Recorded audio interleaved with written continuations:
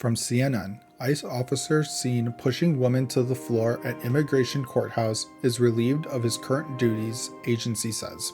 An ICE officer in New York City was caught on camera shoving a woman against a wall and to the ground during a family separation at an immigration court. The woman, clinging to her husband being detained, was grabbed by her hair and removed, sparking widespread outrage over ICE tactics. ICE relieved the officer of duties pending investigation, calling the conduct unacceptable, while critics like Rep. Dan Goldman demand more action. The woman from Ecuador said she fled violence only to face it here, as calls grow for accountability in immigration enforcement. From Fox News, Speaker Johnson flips script on Dem leaders with staunch warning against government shutdown. House Speaker Mike Johnson warns Democrats against forcing a government shutdown, flipping their past statements against them in a new memo. He highlights old quotes from Schumer, Sanders, and others stressing shutdowns hurt families, veterans, and security. Republicans passed a clean short-term funding extension, but Democrats oppose it, demanding ACA subsidies and other provisions.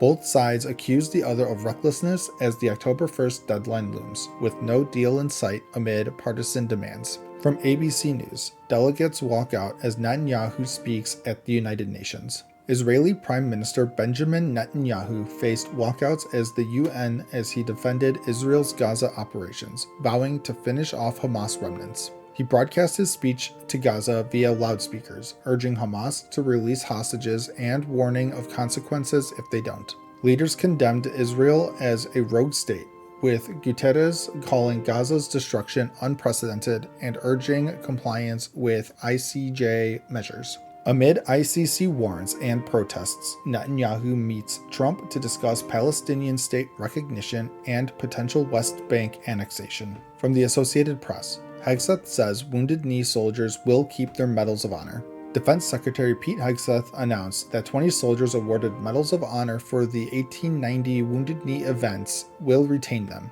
despite a review ordered by his predecessor after congressional talks to rescind them over the massacre of 250 Lakota, including women and children. The awards cited bravery in dislodging fighters, but history views it as a massacre. Congress apologized in 1990 without revoking medals. This aligns with Trump's executive order restoring historical elements, including base names and monuments, amid reinterpretation debates. From News Nation, protester allegedly struck by ICE vehicle calls for accountability. How is this allowed?